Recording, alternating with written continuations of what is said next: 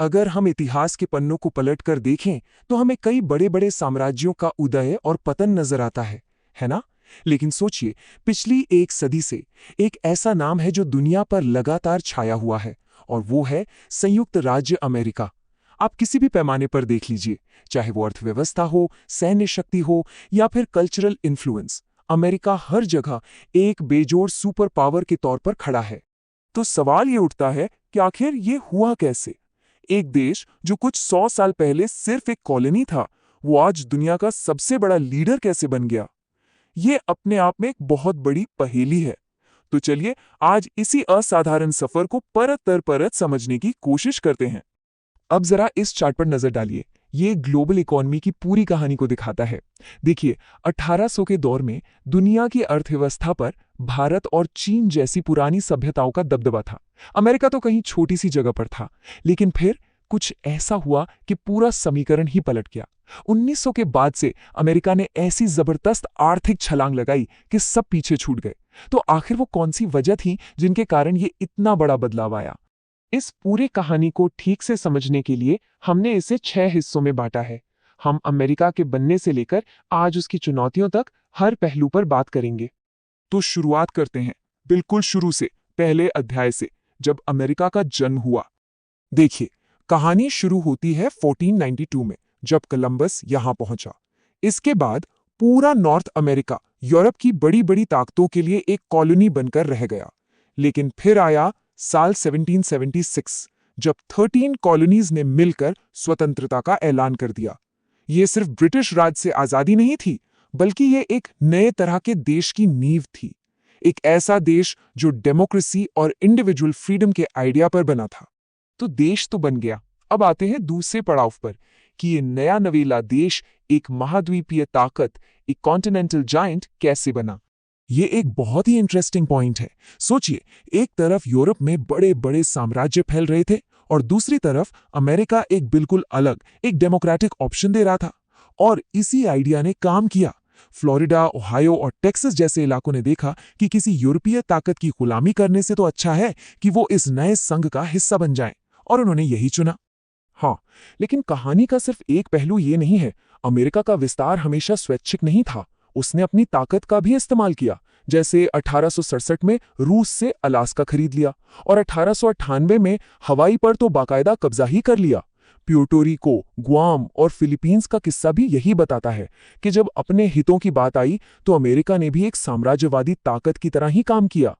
और जब ये सब चल रहा था, उसी दौरान देश के अंदर एक और क्रांति हो रही थी, इंडस्ट्रियल रेवोल्यूशन। कोयला, लोहा, स्टील, इन सब के प्रोडक्शन में जबरदस्त तेजी आई। नई नई सड़कें, नहरें और डैम बने, और इसी ने अमेरिका को एक इंडस्ट्रियल पावर हाउस बनने के रास्ते पर डाल दिया। अब हम आते हैं कहानी के तीसरे और शायद सबसे अहम मोड़ पर। वो दौर जिसने अमेरिका को ग्लोबल स्टेज के बिल्कुल सेंटर में लाकर खड़ा कर दिया, और वो थे 2 वर्ल्ड वॉर। इसकी कहानी 2 महाद्वीपों की कहानी है। एक तरफ यूरोप था जो इन दोनों वर्ल्ड वॉर में पूरी तरह तबाह हो गया, इकोनॉमी खत्म, शहर बर्बाद। और दूसरी तरफ था अमेरिका, जो जंग से हजारों मील दूर था, तो उसकी जमीन पर तो कोई असर हुआ नहीं। उल्टे उसने दोनों तरफ के देशों को हथियार और जरूरी सामान बेच बेचकर खूब पैसा कमाया। तो जहां यूरोप बर्बाद हो रहा था, अमेरिका की इकोनॉमी आसमान छू रही थी। और यहीं से एक और बड़ी चीज हुई, अमेरिकी डॉलर दुनिया का राजा बन गया। हुआ ये कि जब यूरोप में जंग चल रही थी तो सब देशों को डर था कि उनकी करेंसी तो डूब जाएगी। तो उन्होंने सेफ रहने के लिए क्या किया? उन्होंने अमेरिकी डॉलर खरीदना शुरू कर दिया, क्योंकि वो स्टेबल था। और फिर 1944 में ब्रेटन वुड्स अग्रीमेंट हुआ। इसमें 44 देशों ने मिलकर तय किया कि उनकी करेंसीज डॉलर से जुड़ी रहेंगी, और डॉलर खुद सोने से जुड़ा था। बस यहीं से डॉलर ग्लोबल ट्रेड की रीढ़ की हड्डी बन गया। वर्ल्ड वॉर 2 तो खत्म हो गया, लेकिन दुनिया में एक नई जंग शुरू हो गई। एक ऐसी जंग जो हथियारों से नहीं बल्कि विचारधारा से लड़ी जा रही थी। इसे हम कहते हैं कोल्ड वॉर। और ये टक्कर थी 2 सुपर पावर्स के बीच, अमेरिका और सोवियत यूनियन। ये लड़ाई थी कैपिटलिज्म और कम्युनिज्म के बीच। अब दोनों देश सीधे सीधे तो लड़ नहीं सकते थे, क्योंकि उसका मतलब होता परमाणु युद्ध और पूरी दुनिया की तबाही। तो उन्होंने एक नया तरीका निकाला, प्रॉक्सी वॉर। मतलब वो दूसरे देशों में जाकर वहां के ग्रुप्स को सपोर्ट करके एक दूसरे से लड़ते थे। लड़ाई कहीं और, लेकिन खिलाड़ी यही दोनों थे। अमेरिका की एक पॉलिसी थी कंटेनमेंट, मतलब कम्युनिज्म को फैलने से रोकना है। और इस पॉलिसी के तहत अमेरिका ने दुनिया भर में दखल दिया, चाहे वो बोलीविया में चे गेवेरा को मरवाने में CIA का हाथ हो, या फिर अफगानिस्तान में सोवियत संघ से लड़ने के लिए मुजाहिदीन को पैसा और हथियार देना। अपने फायदे के लिए अमेरिका ने कई ऐसे कदम उठाए जो आज भी काफी विवादास्पद माने जाते हैं। और उस दौर की विरासत आज भी दुनिया में मौजूद है। आपको पता है, आज 70 से ज्यादा देशों में अमेरिका के 800 से भी ज्यादा मिलिट्री बेस हैं। ये कोल्ड वॉर के दौरान किए गए भारी भरकम सैन्य निवेश का ही नतीजा है, जिसने अमेरिका को दुनिया की सबसे बड़ी मिलिट्री पावर बना दिया। और फिर 1990 के दशक में सोवियत यूनियन बिखर गया, कोल्ड वॉर खत्म हुआ और दुनिया के मैदान में सिर्फ एक सुपर पावर बचा, अमेरिका। लेकिन अमेरिका की कहानी सिर्फ पैसे और ताकत की नहीं है, उसका एक सीक्रेट वेपन भी है, और वो है दुनिया भर के टैलेंट को अपनी तरफ खींचने की काबिलियत। वहां की पॉलिसीज, वहां का कल्चर, वो टैलेंट को बढ़ावा देता है, इनोवेशन को सपोर्ट करता है। यही वजह है कि अमेरिका हमेशा से दुनिया भर के बेस्ट माइंड्स के लिए एक मैग्नेट की तरह रहा है। आप नाम लीजिए, अल्बर्ट आइंस्टीन जर्मनी से आए, एलन मस्क साउथ अफ्रीका से, भारत से सत्या नडेला, कल्पना चावला, सुनीता विलियम्स, लिस्ट बहुत लंबी है। ये दिखाता है कि कैसे अमेरिका ने बाहर से आए टैलेंट का इस्तेमाल करके खुद को आगे बढ़ाया। जो बाकी दुनिया के लिए ब्रेन ड्रेन था, वो अमेरिका के लिए ब्रेन गेन बन गया।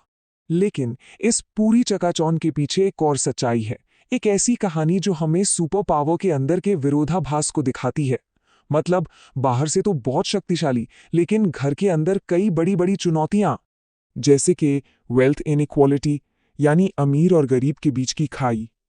आप देखिए, अमेरिका में देश के करीब 42.5% दौलत सिर्फ टॉप के 1% लोगों के पास है, और एक बहुत बड़ी आबादी के लिए अच्छी हेल्थ केयर, एजुकेशन, यहाँ तक कि घर जैसी बेसिक चीजें भी बहुत बड़ी चुनौती हैं। अगर हम ह्यूमन डेवलपमेंट की बात करें, मतलब नागरिकों की जिंदगी कैसी है, तो नॉर्वे, डेनमार्क, स्वीडन जैसे देश अमेरिका से कहीं बेहतर है। इससे एक बात तो साफ होती है कि दुनिया का सुपर पावर होना इस बात की गारंटी नहीं है कि आपके देश के सभी लोग खुशहाल जिंदगी जी रहे हैं। और यहीं पर आकर एक बहुत बड़ा सवाल खड़ा होता है, किसी भी देश की कामयाबी का असली पैमाना क्या होना चाहिए? क्या दुनिया की सबसे बड़ी ताकत बनना, या फिर अपने ही नागरिकों की जिंदगी को बेहतर बनाना? ये एक ऐसा सवाल है जिसका जवाब शायद हर देश को खुद ही ढूंढना होगा।